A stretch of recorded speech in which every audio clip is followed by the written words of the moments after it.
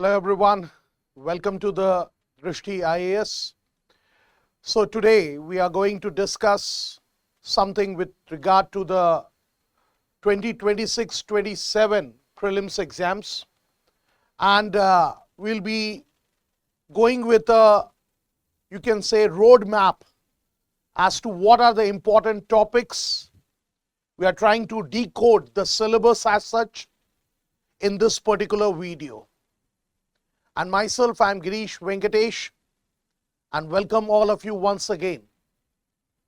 So in this very short video, we are going to focus 2 or 3 things.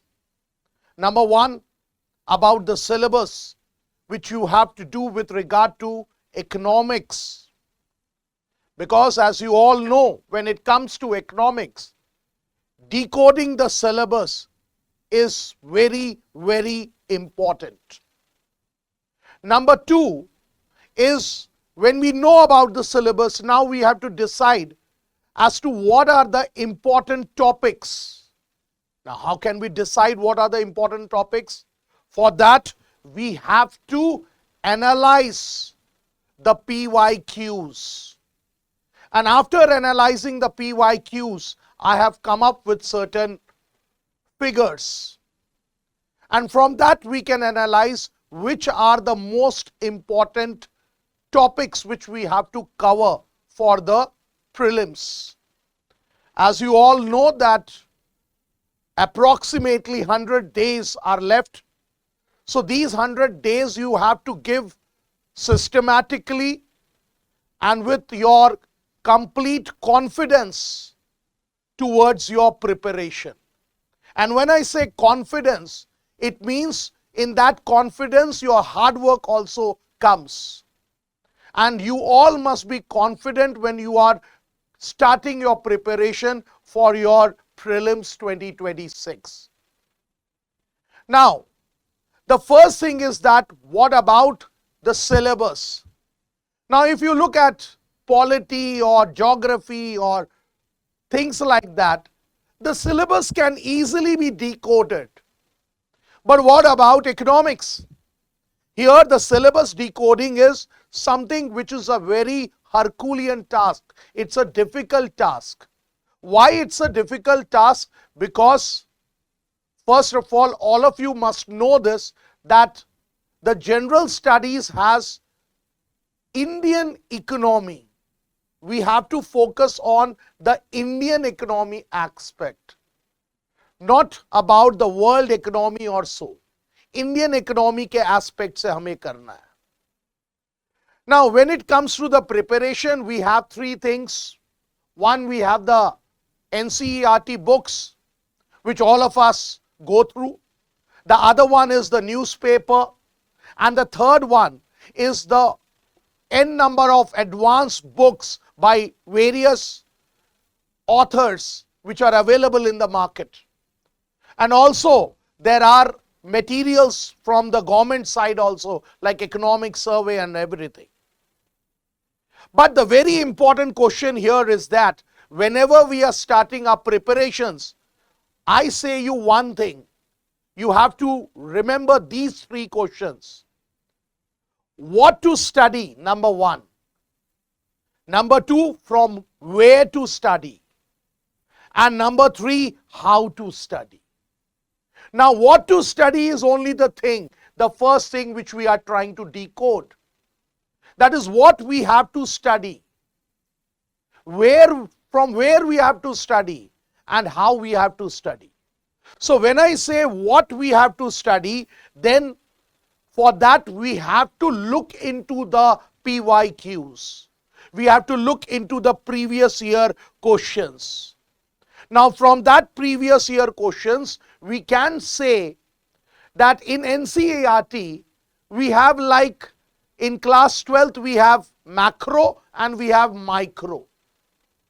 Now, if you look at the class 12th macro book, honestly, I would say that the words or the manner in which the chapters are explained in that book, that is not student friendly.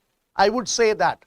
I'm not trying to criticize any author or something, but I would say it's not student friendly. So rather I would prefer you people to go for Maharashtra board or Tamil Nadu board economics textbooks which are easily available in the internet. Go for those books 11th and 12th. There the explanation is very simple, very straightforward, no complex sentences and everything. So better going for NCERT for macro chapters, you can go for the state books which I referred here. And I'm not saying that don't go for the NCERT class 12th book. Why I'm trying you to say that the language is somewhat tough, so it's difficult to understand. So it's better to digest those things. Yeah, it is better to use those things which are simply put in front of you, rather than having a very complex way of going with it. The second book is micro. Now, if you look at the PYQs, from the micro part, only 2 or 3 questions have come till now. So micro is not that very important. One question with regard to opportunity cost had come, and one question with regard to demand and all had come. So that is something which you can give less time and you can do it. That's very simple. But what is very important is instead of NCERT, you can go for those state books. The second thing comes that when you are going for a source, then always I would prefer you that you should go for only one source. Only one source. That means when I'm talking about books, you should go for only one source. Now in the market you can find n number of books. I won't be naming any of them. But the book which is suitable for you, which suits your understanding, you should go for that book. Because in economics you can only score high when your concepts are clear. Conceptually you should be good enough. Ratification won't do anything. Yes, there are factual questions, but still you need the concepts to be understood. For example, CRR, LRR. Now there is a difference between CRR, SLR, LRR. So these are some terminologies. Then there is M1, M2, M3, M4. These are topics which needs to be conceptually clear rather than ratified. So one source you have to use when it comes to books. And I would recommend you that go for those books which have more and more PYQs in them. More and more PYQs in them. Then the third thing is that when we are going for the books, for current, you have to go for the newspapers and all. Like in the last 13 years, I said you, like micro, they haven't asked any questions. But when it comes to NCERT macro, 1 or 2 questions have been asked. But what about the current part? Current part means the current year, whatever things are happening with regard to the economy and all, they preferably don't ask. I'll give you a very simple example. Like what happened was that in 2019, the government, it had introduced transaction-free transactions like NEFT, RTGS, like these are type of transactions. The government made it free. In 2019, it had done it. And when did it ask? So in 2019, when it introduced, the question which was asked 2025. So think, the current year topic is like 2019, 6 years ka topic you have to like study about. Then one more source is with regard to the economic survey. Now the entire economic survey you don't need to read.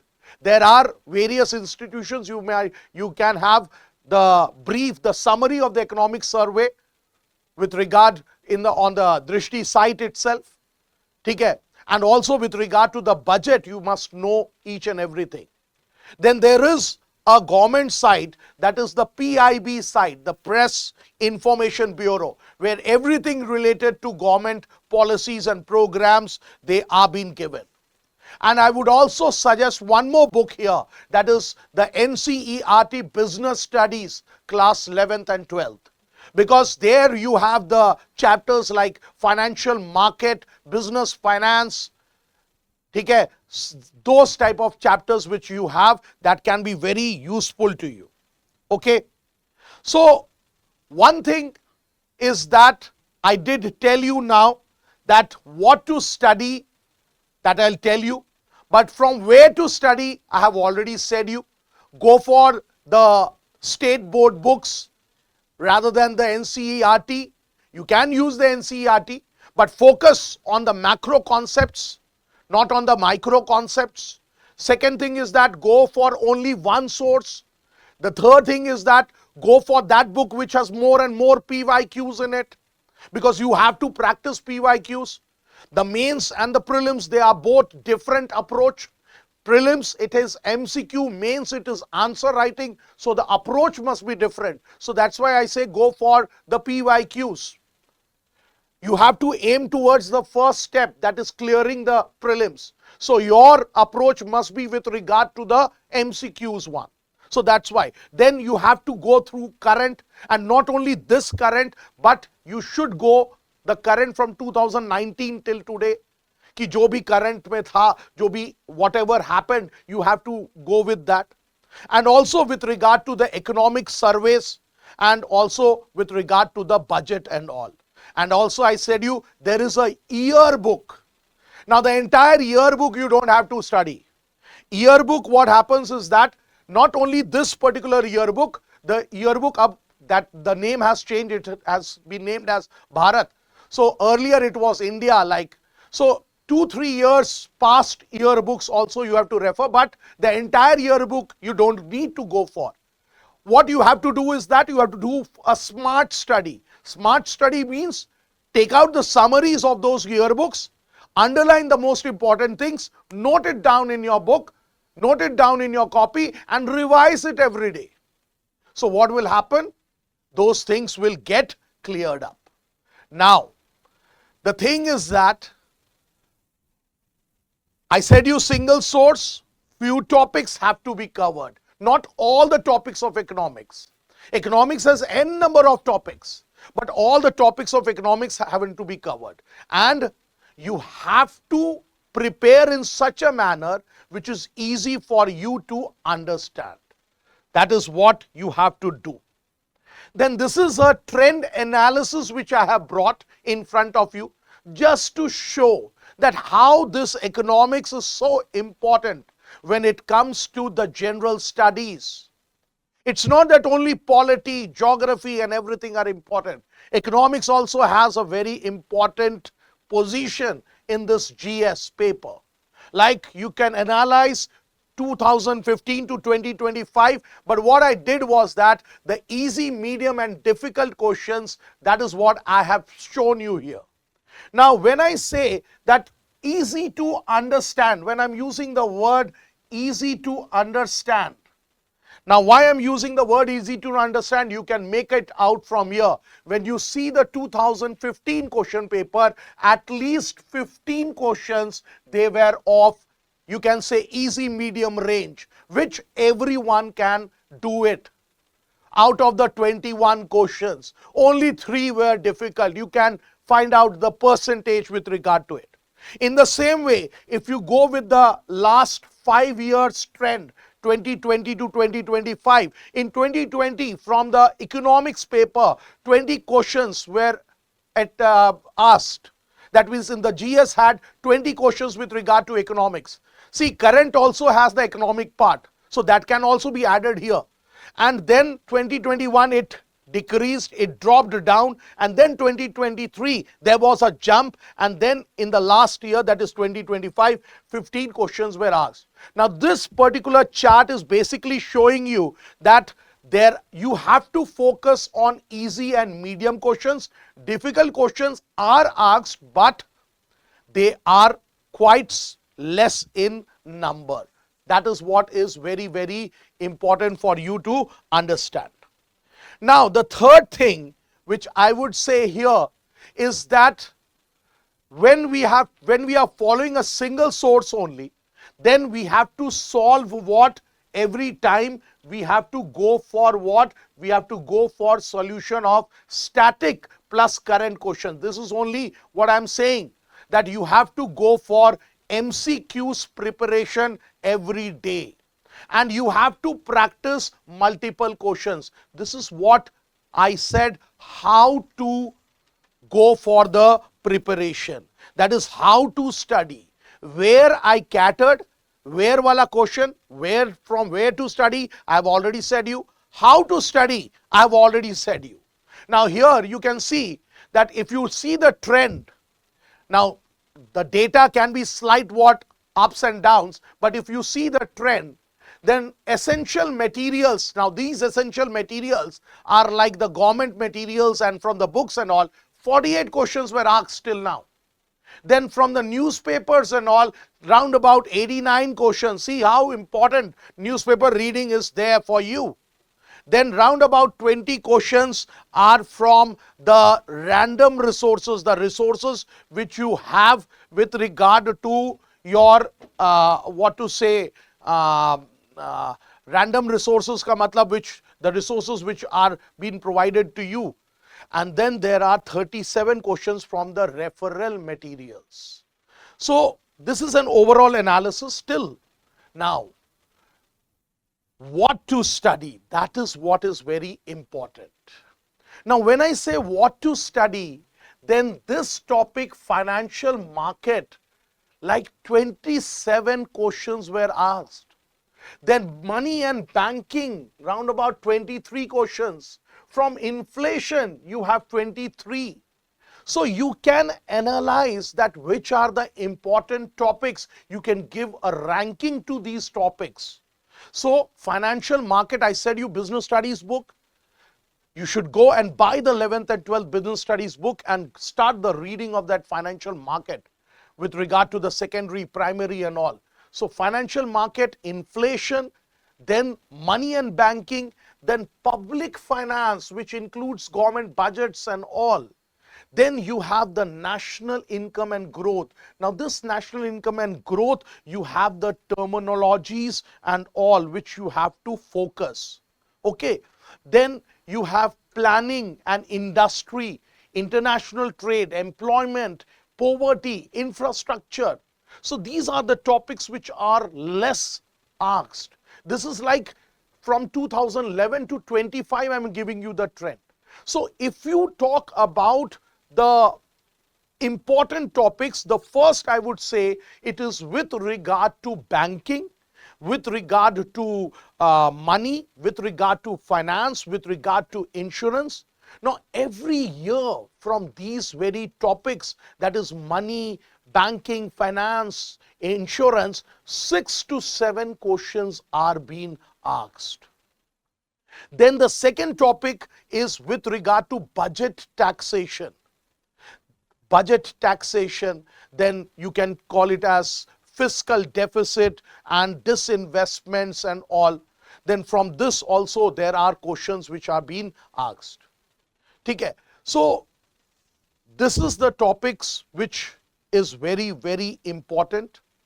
And if you go for the 2025 question paper of the prelims, what we find is that from the banking, money, finance and insurance, like we had 7 questions. And alone from the share market, you had 4 questions in that. Then budget and taxation, we had 6 questions. And this budget and taxation is formula based. You won't be having any numericals and all, but formula based, budget and taxation. Then we had the international trade, then the foreign direct investments, then rupee dollar ratio and all. There we had questions like 1 question. Okay. And also with regard to the sectors and all, we had like 2 questions, employment, inflation, sector and all. ठीक है. And infrastructure से भी we had questions, that is particularly mineral based like questions and all. ठीक है. And that was with regard to the 2025. So my final thing is that you can divide them into 3 tiers. That is the high impact core areas, which includes financial market, external sector, inflation, monetary policy, money and banking, public finance. Okay? And the second one, it is the foundational pillars, which has like national income and growth, where you have to know about the terms and all. Then with regard to the economic planning and industry, international trade and all. And the final one, it is with regard to employment and poverty and infrastructure. These are interlinked essentials. So when I say important topics, I need not be writing it again. But when I say important topics, so these are the important topics which you have to remember. Okay? So these are the important topics which you have to remember. And what now is the plan ahead? Now, the very important thing I want to discuss here is that I have discussed about how to prepare, what to prepare, and from where to prepare. And I am sure that most of you must be aware of all of this, but this was also, in this video, you must have got some or the other more tips with regard to your preparations. Now, what we are going to do here at Drishti IAS is that, with regard to your economy, I can say that we are going to bring videos, and the duration of those videos will be like 30 minutes and all. And it would be with regard to the most important topics, 100 most important topics. And I'm sure that all of you will be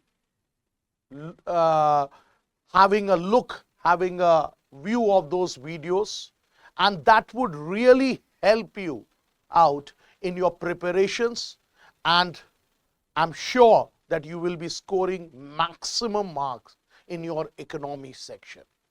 And in the same way as in economy, Drishti IAS is going to bring YouTube videos with regard to other subjects also, like polity, science and tech and all.